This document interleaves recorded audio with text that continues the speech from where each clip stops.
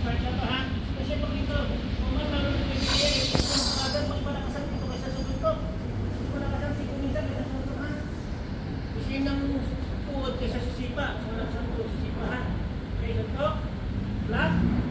Then kung gusto niya ang konting ano, konting nami o konting baba. Gusto mo na tayo ha.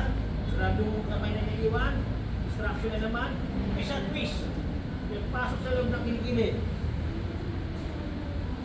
Ito yung exercise nyo. 1, 2, 3, 4. Ganyan ha. Ito natin. Suntok. Black. Iwa. Tangi. Pasok. Then, one step forward. One step backward. Slash. Kung natatandaan nyo guys, ito natin. 1, 2, 3, 4. Yan din yun.